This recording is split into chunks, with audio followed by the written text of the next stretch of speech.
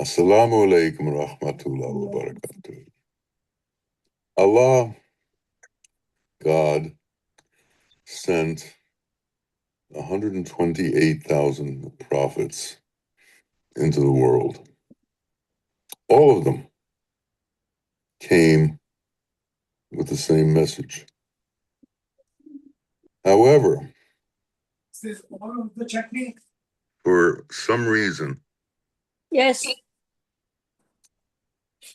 the messages and the prophets got confused. People began to interpret their religion as it came only from their prophet, and what came through every other prophet was somehow a mistake, was somehow different, was somehow of another mode and contrary to what they were told. This creates and created vast differences among people, animosities amongst people, created situations where people did not believe that there was but one message. And in reality, Allah sent one message. But the fact that man took this message and changed it dependent on their needs made it seem as if it were different. In other words, in different parts of the world, the needs, the secular needs, the worldly needs of the people are different. And what the people did was they took their cultural biases and their cultural understandings and attached them to the religion. Well, once the cultural understandings and the cultural biases are attached to the religion, it's different than the pure word. It's different than the word without those biases, without those attachments, without those interpretations. So people began to think that the words that came from the different prophets were different. In fact, they weren't different. They were just altered by man. And this alteration by man made it appear it was different. So something was needed in order to straighten this situation out. The deen, the religion, the understanding, the truth had to be revived, but in a truthful way. And to do this, God sent Qutbs. Qutbs are Muhaiyaddeens. Muhaiyaddeens are the ones who bring truth back to the faith. And this brings clarity to the understanding of man's interaction with religion and man's interaction with each other. So the Qutbs come to bring to light and to bring into action and to bring into knowledge that there is just one path. There is just one way. There is just one God. Now, this one way may seem different. The language may be different. The look of the prophet may be different. But the truth is one. God is one. The unity of man is one. In order for us to be able to come into contact with that truth and surrender to that truth, we have to build up a basis of understanding the unity that exists within man. If we don't understand unity, we can't surrender appropriately. To surrender appropriately, we have to surrender in a unified manner. In other words, we can't hold on to certain innate prejudices that we have from our religion, that we have from our culture, that we have from our parents, that we continue to hold as truth, even though we're trying to surrender. So, is there a methodology to surrendering? Is there a way to surrender? Well, for starters, one has to give up differences. You can't surrender to unity until you give up differences. And this is an important point that needs to be understood. Unity is what we are surrendering to. As long as we hold differences and prejudices, the surrender can't occur because within the surrender are the very things that defeat the surrender. Surrender is to the one. But if we hold that there are many and that there are differences, and that we surrender to some of those differences, we have not surrendered to unity. We have not surrendered to the one. We have not surrendered to reality. So somehow we have to bring ourselves to the point where we understand the nature of mankind, where we understand the truth of what man is, and that we surrender to that truth without differences. Each religion has its own culture. Each religion has its own language. Each religion has its own form of prayer that it has established over the years. Each religion, from an outward glance, would appear that it is different than the other religions. But in fact, at the essence, they are all carrying the same truth. They're all carrying the same reality. They are all witnesses to the supreme sanctity of God. Yet, in their interpretation, they somehow exclude vast portions of humanity. The Christians exclude vast portions of humanity. The Muslims exclude vast portions of humanity. The Jews exclude vast portions of humanity. The Hindus, the Buddhists, they all exclude vast portions of humanity. They're incapable of bringing forth the fact that within the essential understanding of each of the religions are the same truths, the same commandments, the same essence. So when you wonder, what is it that you're supposed to follow in order to be an appropriate being? What you're supposed to follow is the essence of truth, that which is correct. And that which is correct should get to the point where it is self-evident to you. For instance, hold no other God before me. That should be self-evident to you.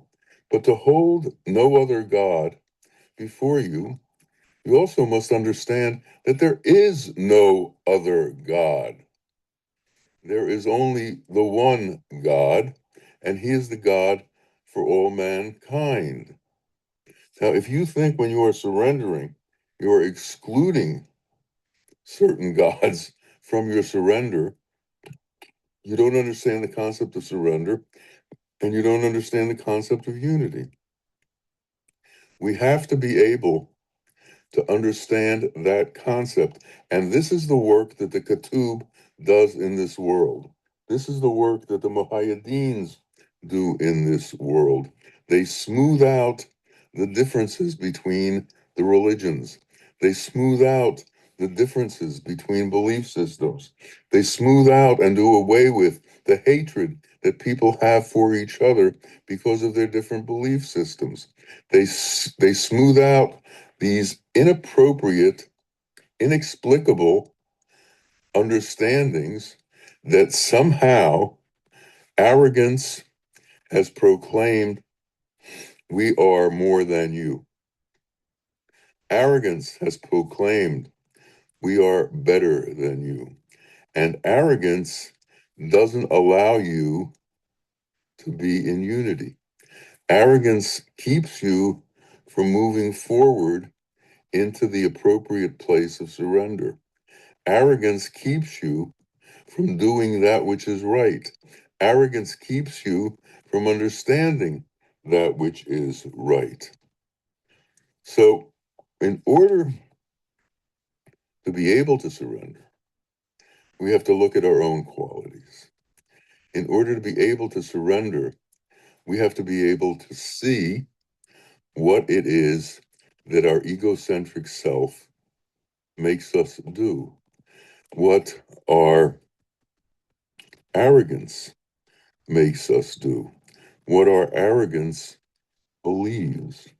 And what our arrogance believes is that we are individually and sometimes collectively within our cult, within our culture, within our specific religion, we have somehow ascended a rung of religious understanding that others haven't ascended.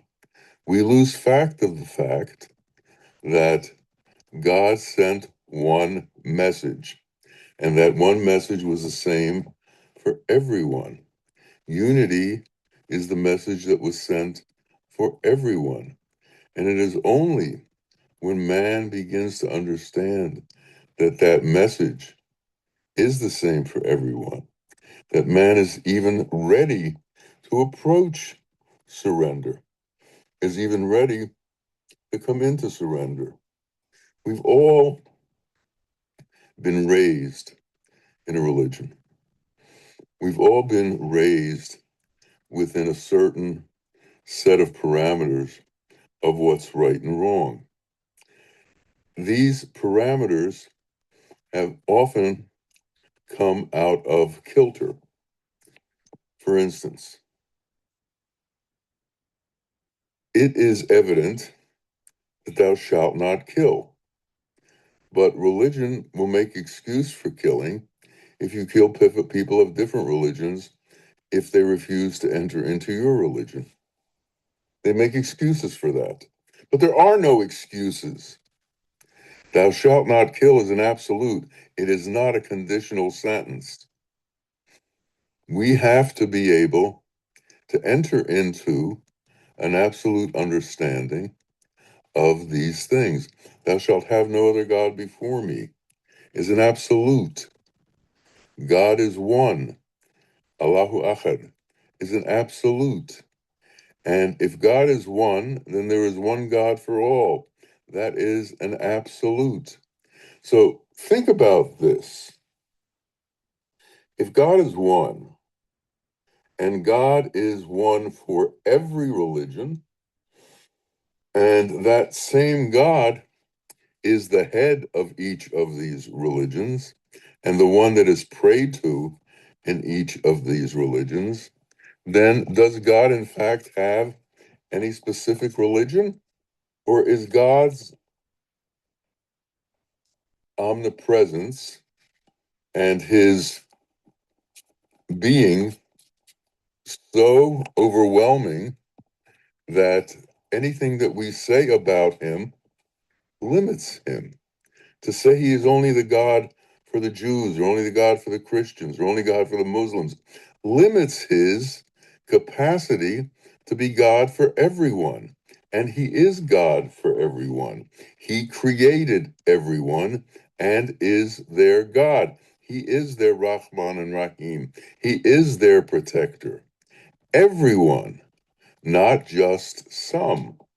And if we can't understand God in that fashion, then do we really know what we are surrendering to? It's very important in the process of surrender that you know what you are surrendering to.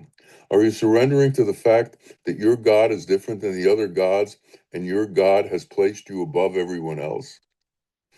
Are you surrendering to the fact that there are so many who have been abandoned by God because they don't see things in the way that you do? Are you surrendering to those kinds of concepts? Are you surrendering to those kinds of ideas? Or have you gone beyond those ideas? Have you gone beyond the fact that there are no separations among men? Have you gone beyond the fact that there's a unity that transcends all of the idiosyncrasies of the cult-like understandings that have been developed that have no meaning? For instance, there's a story of a guru, a sheikh, with a following, and every Tuesday, Thursday, and Saturday they would meet. And the sheikh had a cat, and the cat made a lot of noise and always disturbed the meetings. So the first things people did before the meetings started was they grabbed the cat, they took him outside and tied him up so that he couldn't go into the house. Time passed, the sheikh passed, and the cat passed. But the ritual of tying up a cat and putting him outside the house didn't die.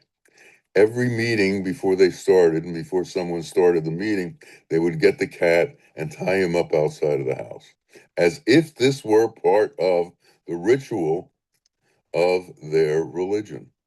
In fact, it had no meaning.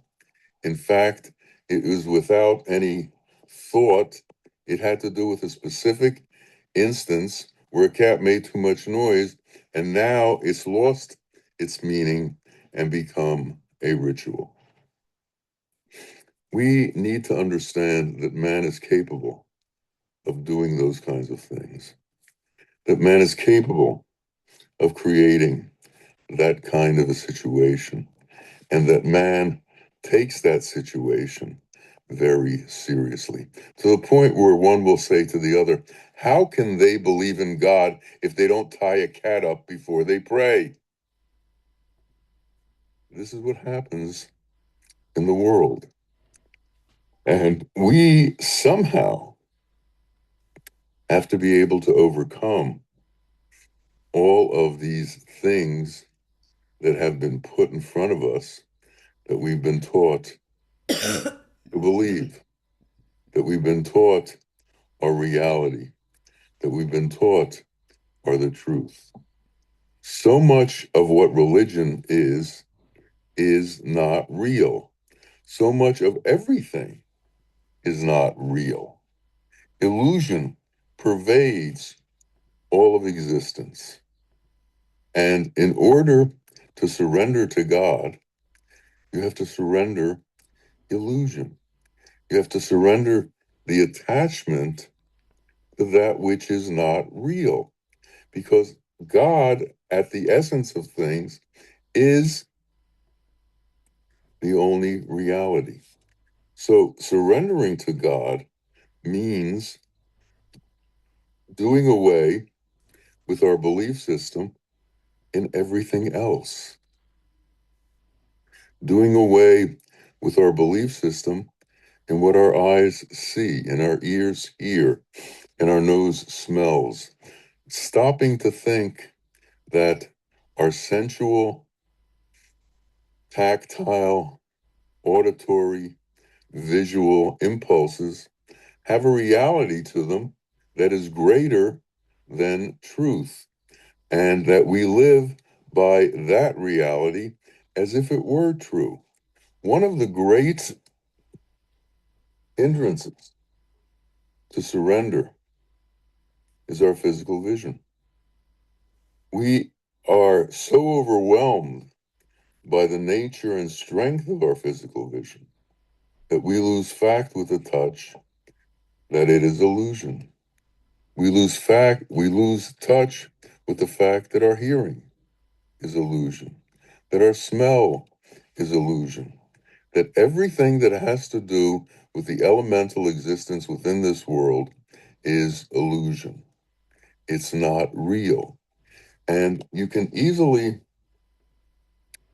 um, put into understanding that which is real and that which is not real. That which is not real, illusion, disappears. It doesn't last forever. It has no eternity to it.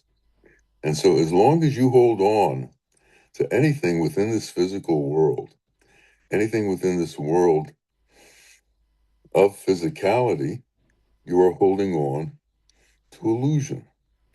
Now, often the display of the world is said to help us in our understanding of what God is. But it may help us in our understanding of what God is, but it is not God. So we have to turn ourselves to understanding that which is real. And that which is real has no form. It is not subject to destruction. It can't be destroyed because it can't be weighed and measured and put to the tests that all that is physical can be put to. Since it can't be put to the tests of being weighed and measured and all of the tests that you can do to the physical world, since it can't be done, people don't accept, scientists especially, the existence of something that is beyond matter. They can't accept the existence of something that is beyond form because they deal with form alone. Form is the essence of their science. Form is the essence of their understanding. Form is the essence of their truth. And the explanation of this form is what they call physics, what they call how the world works. And if you understand how these things work, then you understand truth. Then all of a sudden, scientists came along with something called quantum mechanics, quantum physics, which said everything that you see is not real. It's a cover. There's so much going on beneath our limited capabilities that it's overwhelming. And when I say limited capabilities, what I mean is you can only see so much. The acuity of your wisdom is only so strong. You cannot see an atom. You cannot see an electron. You cannot see the minute particles that make up existence. But just because you can't see them doesn't mean they're not there. So reality becomes what our senses are capable of interacting with. Think about that. Our reality is what our senses are capable of interacting with. But there's so much that our physical senses cannot interact with, that what do we do with that? Do we place it to the side and say we'll get to it later? Do we say this isn't real also because we can't see it? Microscopes proved some scientists' theories about bacteria and the fact that they exist within other substances and can cause difficulty to the human form. But it has to be understood really, really clearly that there's more to be seen in this world of physicality than our physical capabilities can do. Now, as we go deeper and deeper into smaller and smaller particles, we get closer and closer to truth and closer to reality. But as long as we stay on the surface of things, we can't do that. A dolphin is a mammal that lives in the ocean. It can dive very, very deep, but it always has to come up for air. We can dive very, very deep, but we also have to come up for air. We can't go along without air. We can't live in water. We need the sustenance of certain elements in order to maintain our being. And if we do not adhere to those needs, this physical being that we see will dissipate, disappear, and die, and go on to its eternal resting place, go on to its eternal form, go into its eternal form. This process of going from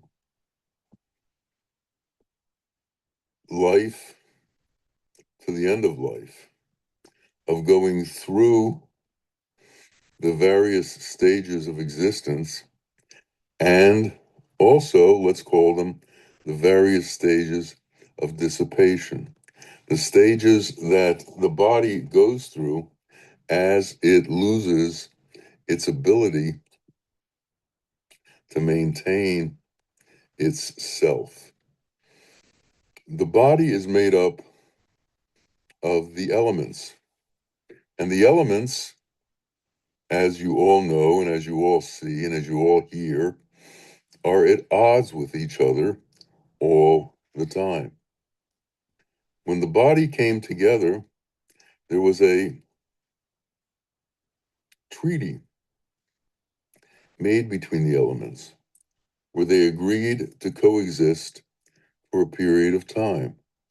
But after that period of time ended, they no longer agreed to coexist. They no longer agreed to be in each other's help to maintain itself as a being. The fire in us began to burn. The air in us began to create tempests and hurricanes. The earth within us began to have earthquakes. The water within us began to have floods.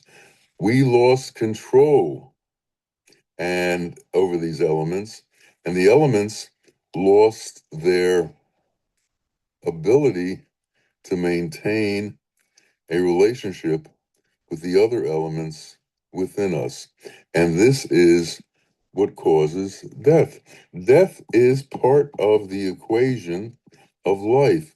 We were put together into a being that was made up of two parts.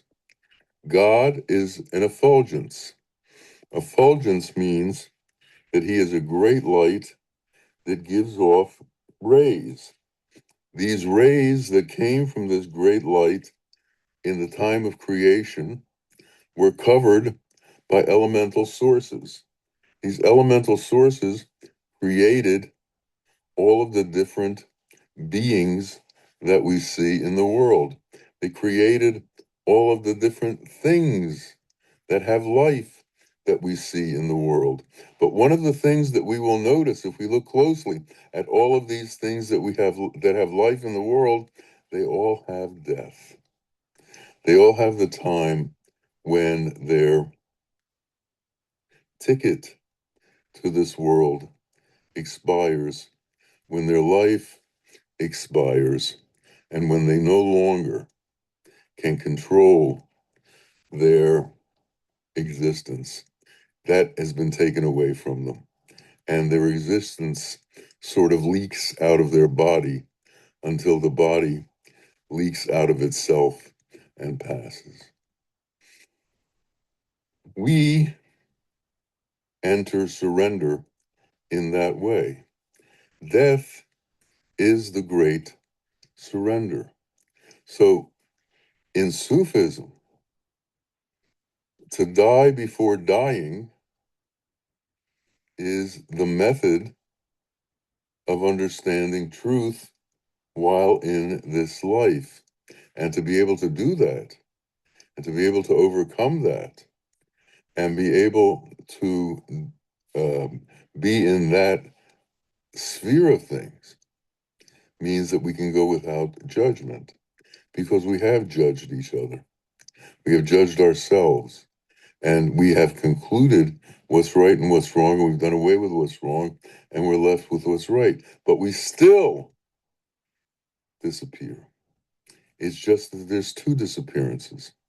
One while we're alive, and the second after the body goes. But in either case, there's going to be a disappearance.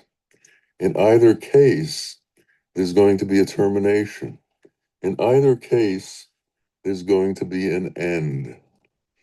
And we have to be cognizant of that end. Man is afraid to surrender to God because man doesn't want to give up what it is that he has in the world, and he thinks he will somehow be diminished by surrendering to God. Well, the reality is that we have no choice. Rejoice, rejoice, you have no choice. God will take you one way or the other. God will take you. He will bring you back to him.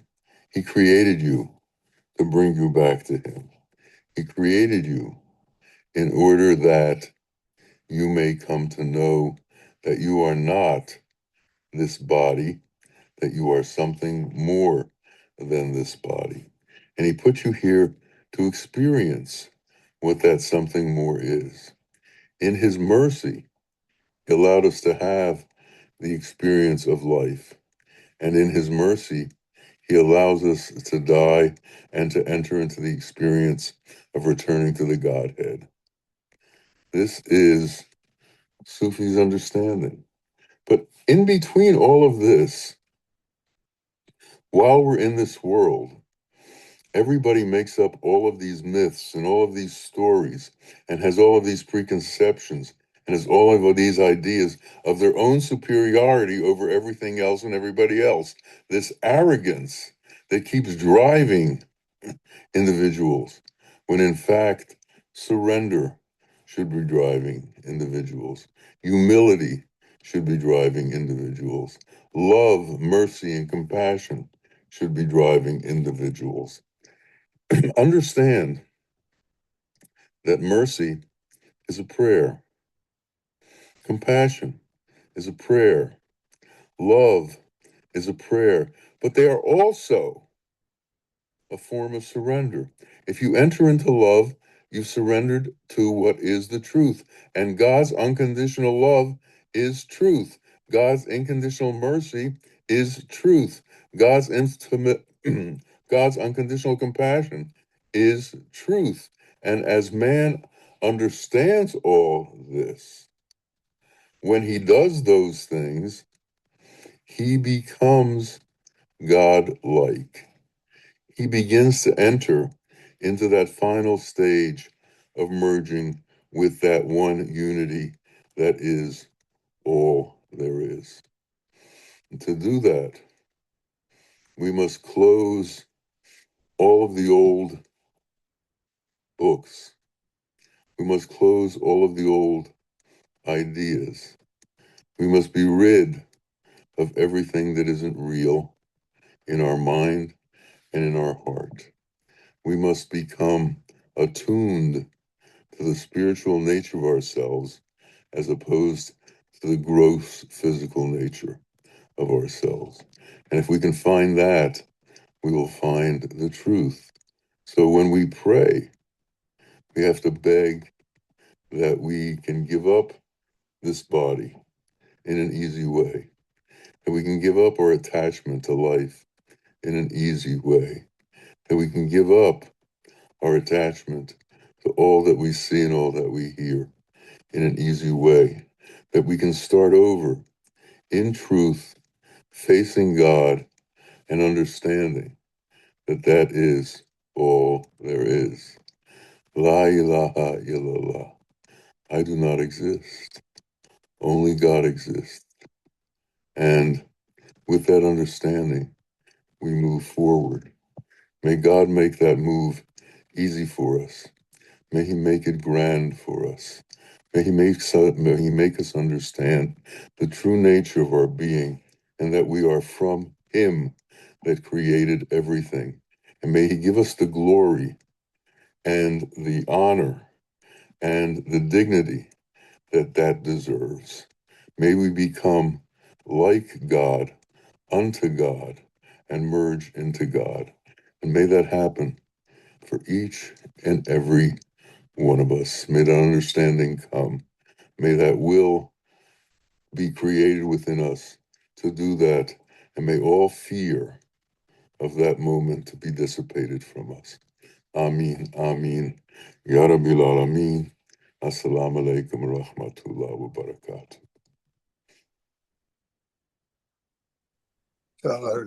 Oh,